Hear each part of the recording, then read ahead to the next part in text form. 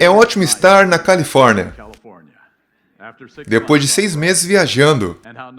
Como é bom estar de volta à igreja, onde passamos tantos finais de semana ao longo de 20 anos. Obrigado por nos convidar novamente.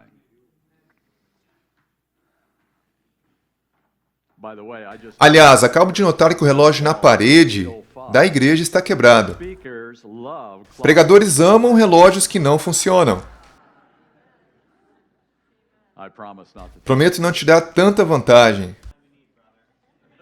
Gostaria tu de abrir comigo em Lucas capítulo 12?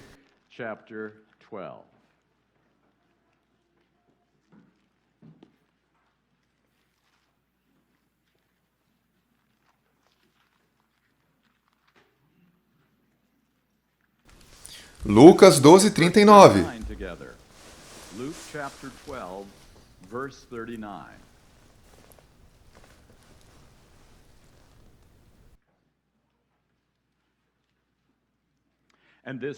Sabei, pois, isto, se o pai da família soubesse a que hora havia de vir o ladrão, vigiaria e não deixaria arrombar a sua casa. Ficai vós também apercebidos.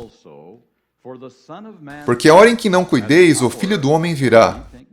Como isso pode ser aplicado ao adventismo do sétimo dia? Mas como seremos surpreendidos depois de tudo que conhecemos sobre o decreto dominical, sobre o fechamento da porta da graça e das 7 pragas? Não seremos surpreendidos quando realmente Jesus voltar. Mas talvez a experiência com o ladrão da noite que Jesus está descrevendo não se refere totalmente à sua segunda vinda. Vemos que há 2 vindas de Jesus. Ele veio a primeira vez e virá pela segunda vez. E há 2 vindas do Espírito Santo, não é mesmo? Ele desceu sobre os apóstolos e virá novamente com poder. Poderá ser isso o que irá nos surpreender? Como um ladrão durante a noite?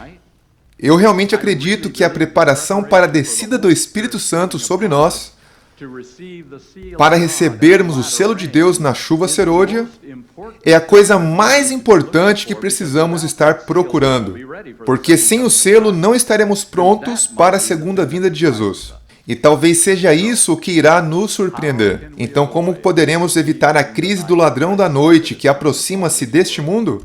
Quero compartilhar algumas declarações com vocês. Se já não as tiverem ouvido antes, elas poderão ser maravilhosas. O Desejado de Todas as Nações, página 634. Houvesse a Igreja de Cristo feito a obra que lhe era designada, o Senhor Jesus teria vindo à Terra em poder e grande glória. O Desejado de Todas as Nações foi escrito antes do ano de 1900. E o autor está dizendo que os nossos pioneiros tivessem feito a obra na IASD, Jesus teria voltado antes de 1900. E então em Evangelismo, página 696.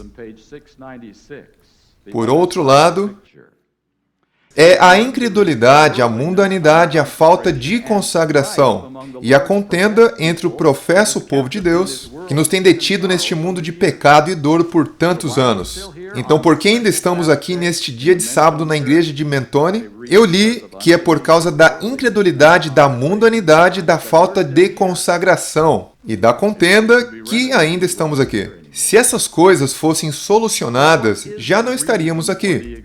Afinal, qual é o propósito da existência da IASD? Vamos ler Apocalipse capítulo 7. Aqui está a descrição da missão da IASD. Apocalipse capítulo 7.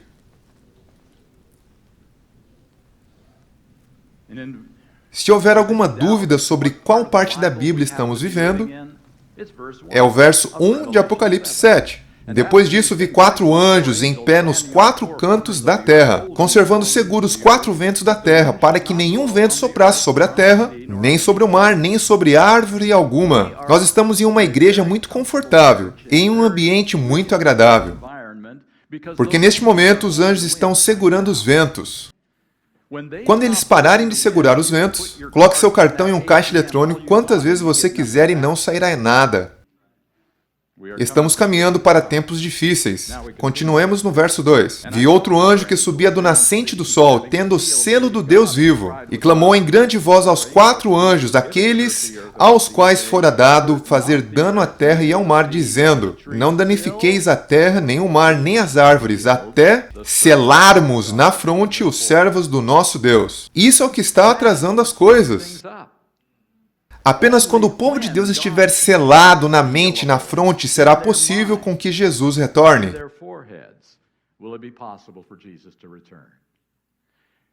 Mas acredite se quiser, atualmente essa é uma das verdades mais rejeitadas dentro da IASD.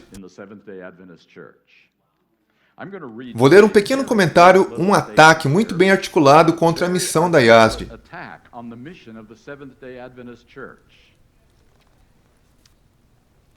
Acostumamo-nos a crer que influenciamos o tempo determinado do retorno de Cristo, acreditando que atrasamos seu retorno ou que podemos apressar seu retorno. Acostumamo-nos a crer que seu retorno está tão próximo que somos a última geração, que podemos nos tornar, por nossos próprios esforços, a última geração. Determinamos dentro de nós mesmos sermos um povo de qualidade especial, um povo distinto, como o mundo nunca antes conheceu, pronto para o retorno de Cristo. Porém, Ellen White não clama por uma suposta natureza espiritual mais elevada do povo de Deus, e não há referência à condição moral humana sendo determinante para a segunda vinda de Cristo. Acreditar que nos tornaremos a última geração por nosso desempenho espiritual cria um foco em nós mesmos. Inevitavelmente, esse foco nos leva ao moralismo e ao perfeccionismo, como fins em si mesmo, e como substitutos para a fé e a humilde proclamação da graça de Deus. Eu encontrei 9 problemas nesse breve comentário. 9. Número 1. Fala que há um tempo determinado para o retorno de Cristo. Bem, isso foi há um século, quando ele realmente estava querendo voltar.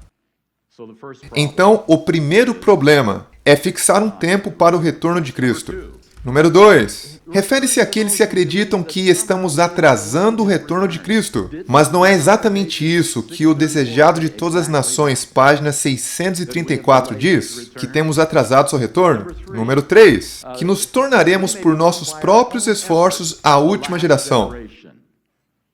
Por nossos próprios esforços? Alguém já cogitou dizer uma coisa dessas? Sabemos quão terríveis são os nossos esforços. Número 4. Refere-se a uma qualidade especial, um povo distinto.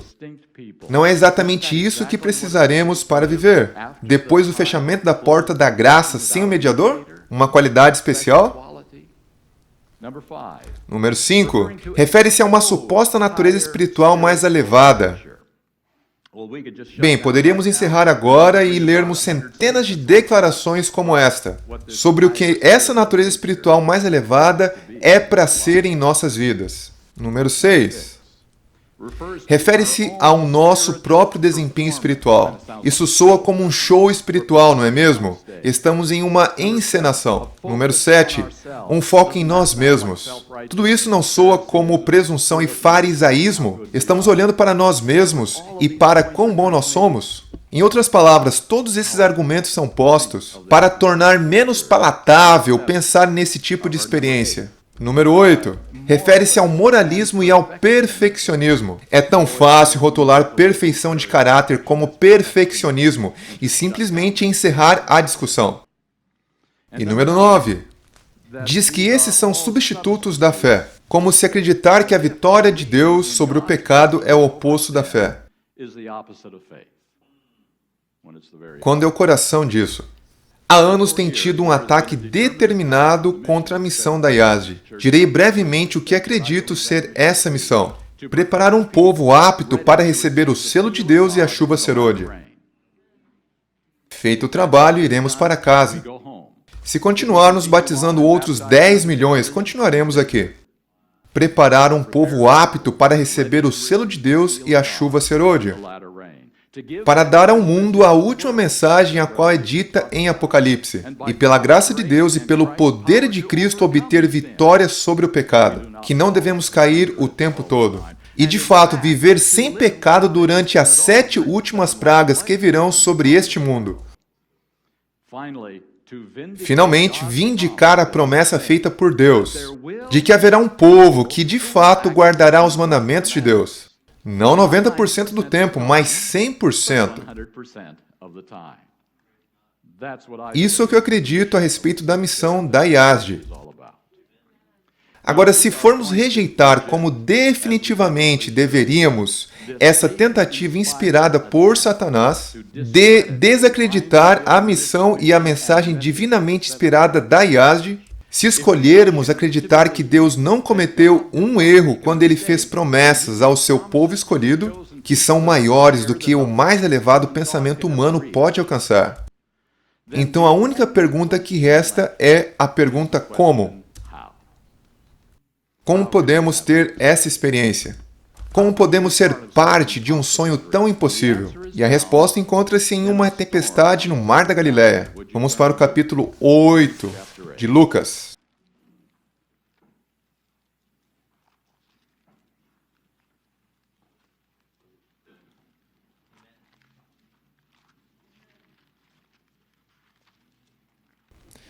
Lucas 8, 24.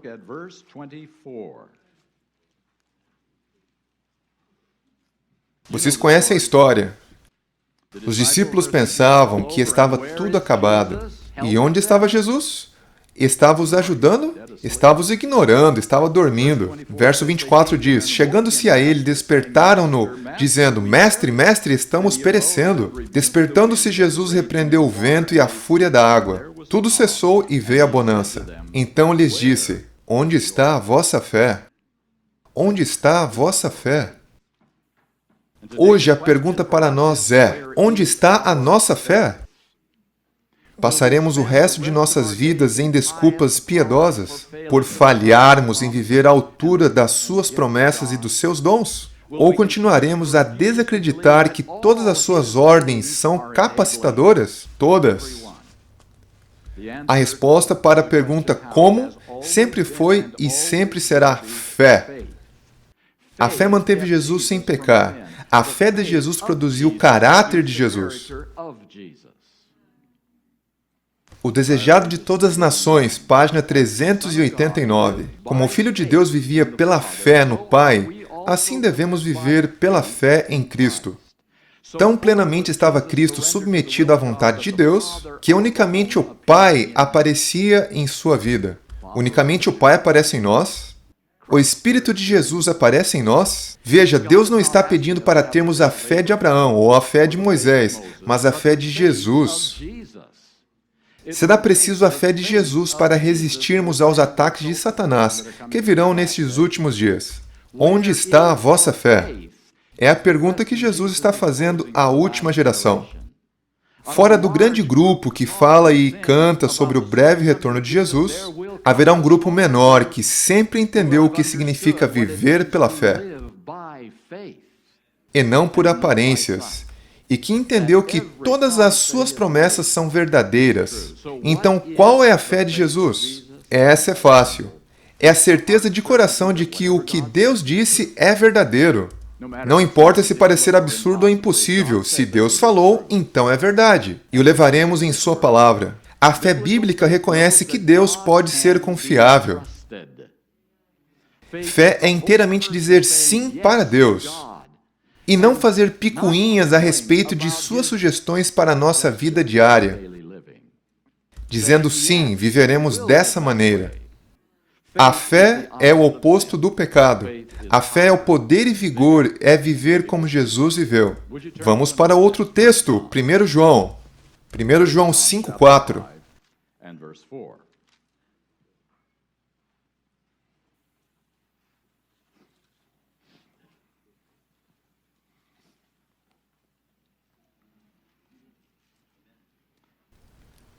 Primeiro João 5:4.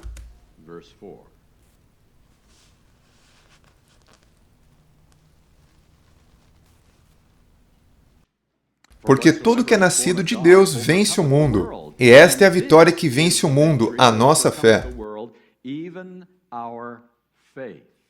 Fé, não conhecimento ou grandes esforços. A fé é o que vence Satanás, porque temos conexão com Deus.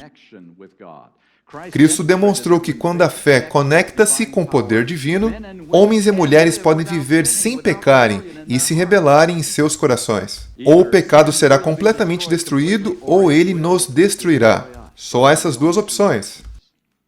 Apenas quando seu povo revelar fé nesse poder divino, é que estará pronto para levar o Evangelho ao mundo com poder. Eles mostrarão que a fé é o diferencial entre o cristianismo de nome e o cristianismo genuíno. Em uma declaração na Review and Herald, 10 de março de 1904, ouça atentamente a essas palavras. Aquele que não possui fé suficiente em Cristo para crer que ele pode livrá-lo de pecar, não tem a fé que o dará entrada no reino de Deus. Veja que isso é sobre fé. Acreditamos nisso ou estamos dizendo, não, isso é impossível? Estamos tão cheios de corrupção, nascemos dessa maneira, não tem jeito. Temos fé suficiente em Cristo para crer que Ele pode nos livrar de pecar? Deus está esperando por homens e mulheres de fé. Enoque e Elias foram homens de fé, não foram? E suas vidas nos ensinam que o céu não transladará ninguém, a menos que ele ou ela tenha tornado-se um vencedor. Patriarcas e Profetas, página 88 e 89. O caráter piedoso de Enoque representa o estado de santidade, que deve e não talvez, que deve ser alcançado por aqueles que hão de ser comprados da terra, por ocasião do segundo advento de Cristo. Se queres saber como estar ao lado certo na grande separação e ver Jesus voltando, estude a vida de Enoque. Testemunhos para a Igreja, volume 2, página 122.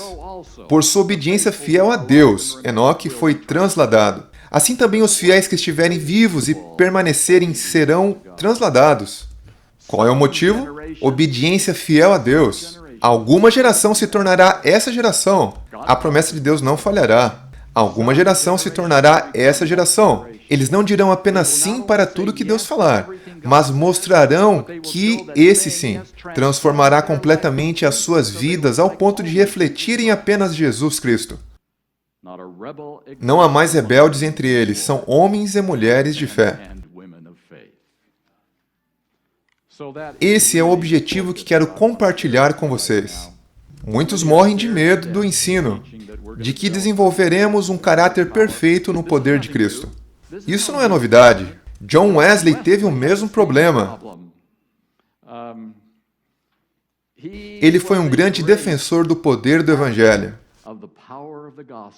para viver uma vida de vitória sobre a tentação e o pecado. Ele sofreu muitas oposições no seu tempo. Um dos maiores oponentes desse ensino foi um homem chamado Count von Zinzendorf. Ele, comentando sobre este homem, escreveu: quase não existem expressões na Bíblia que tenham ofendido mais do que essa. A palavra perfeito é uma das que muitos não podem suportar. Seu próprio som é uma abominação para eles. E aquele que prega sobre a perfeição alcançável nesta vida corre grande risco de ser considerado por eles como pior que um pagão ou um publicano. Falando ainda sobre Zinzendorf, Wesley comentou: não, diz o grande homem que é Zinzendorf. Esse é o erro dos erros. Eu odeio de coração. Persigo através do mundo com fogo e espada esta ideia de que você pode vencer o pecado. E em resposta, Wesley disse: eu digo, por que tão veemente? Por que aqueles que se opõem à salvação do pecado são tão ávidos? Pelo nome de Deus, por que você gosta tanto do pecado? O que o pecado já fez por você? De que adianta fazer isso por você neste mundo ou no mundo vindouro? E por que você é tão violento contra aqueles que almejam libertação dele? Então, isso não é novidade. É apenas o espírito dos tempos novamente, que achamos que não pode acontecer. Pois olhamos para nós mesmos e dizemos: não, eu não penso assim. Fé.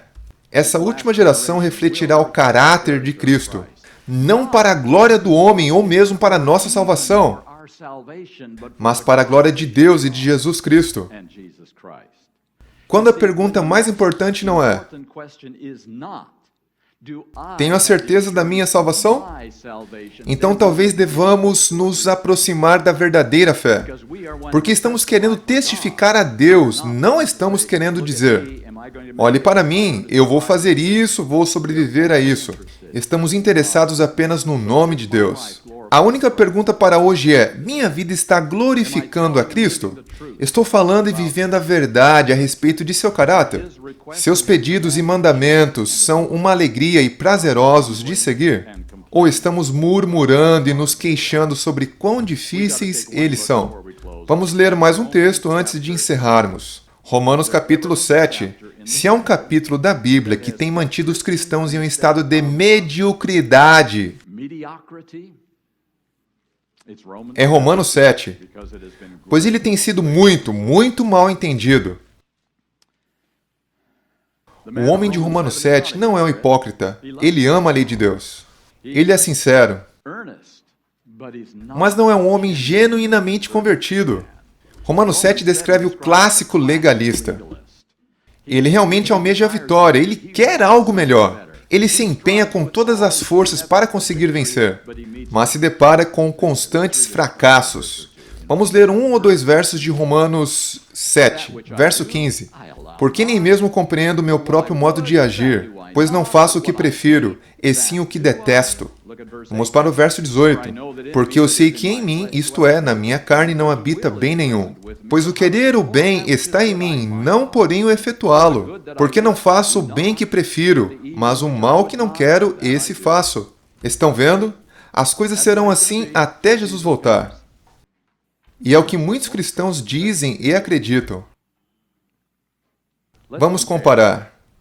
Ponha seu dedo em Romanos 7, pois iremos voltar, e vamos para Gálatas 2. Antes de irmos para Gálatas 2, vamos ler Romanos 7, 17. Romanos 7, 17. Nesse caso, quem faz isso já não sou eu, mas o pecado que habita em mim. Vamos agora para Gálatas capítulo 2. Marque Romanos 7 para voltarmos. Gálatas 2.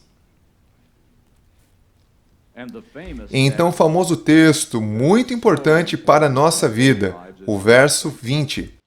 Gálatas 2, 20.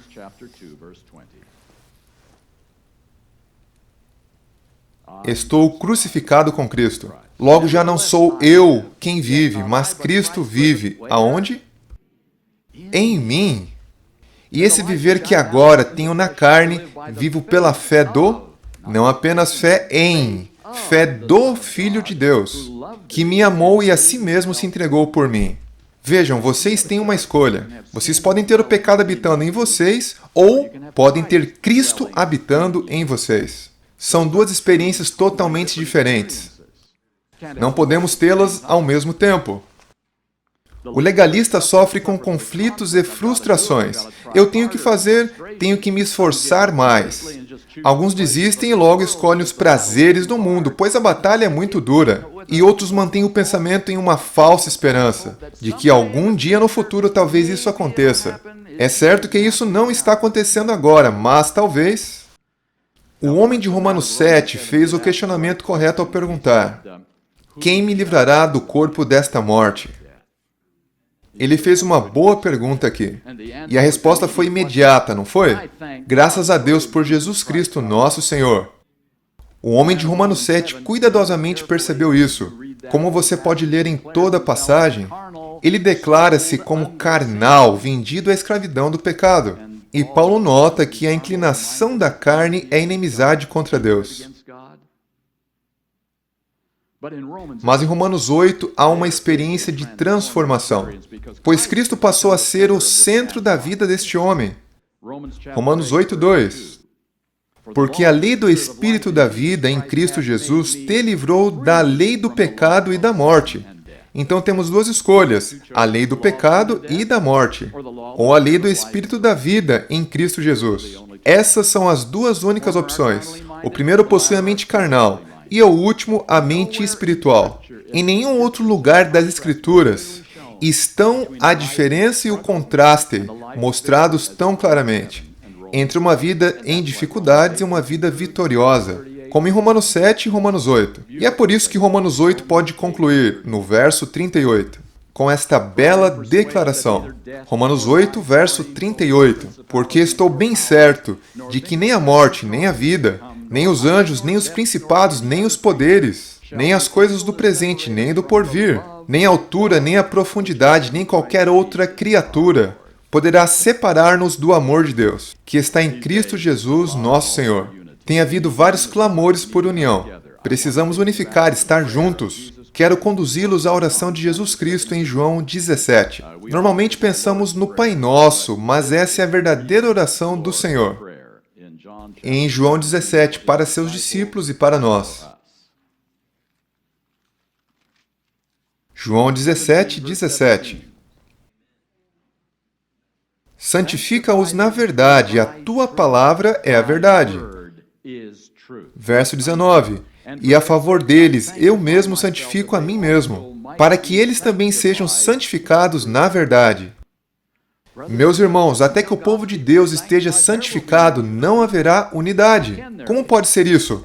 Todos os outros clamores são para uma união falsificada, comprometendo-se por consensos pela maioria dos votos. Isso não é união. Ouçam esta declaração em Santificação, página 85. A união é o resultado certo da perfeição cristã. Lerei novamente, caso tenham esquecido. A união é o resultado certo da perfeição cristã. Não é o objetivo, é o resultado de algo mais acontecendo. Fundamentos da Educação Cristã, página 432. Não há santificação à parte da verdade. Então, para termos santificação e união, temos que possuir a verdade. Mas não apenas em palavras. Ela tem que estar firmada dentro do nosso ser e nos transformar de dentro para fora. E nos tornar novas criaturas em Cristo Jesus. Nosso último texto, Efésios capítulo 4.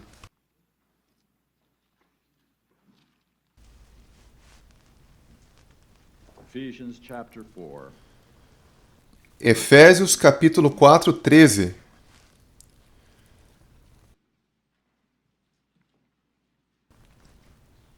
Até que todos cheguemos à unidade da fé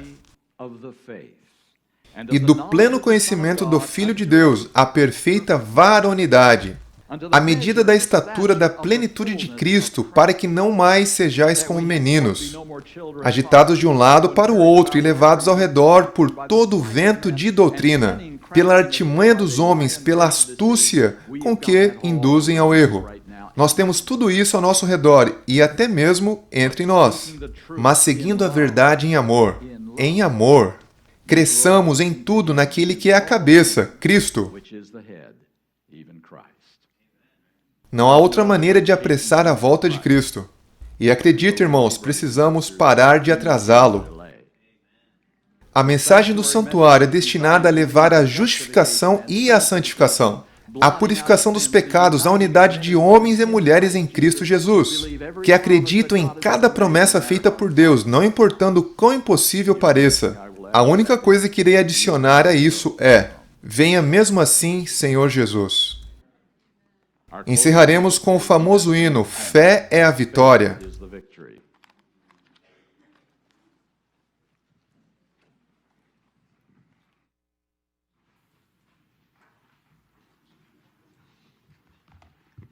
Please stand with me as we turn to number 608 and sing Faith is the Victory.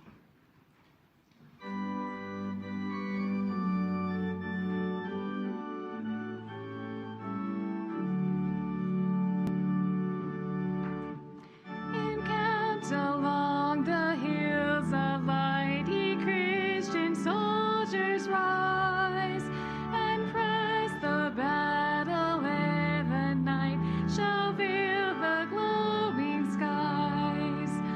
Against the foe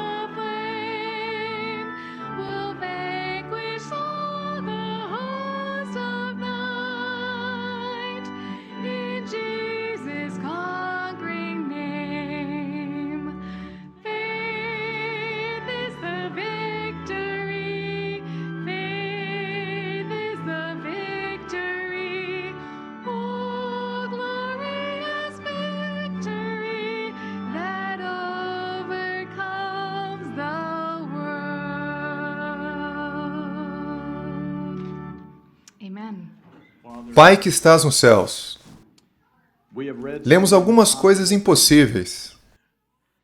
Elas não parecem reais. Elas não parecem atingíveis. Mas agora colocarei minha fé naquelas promessas.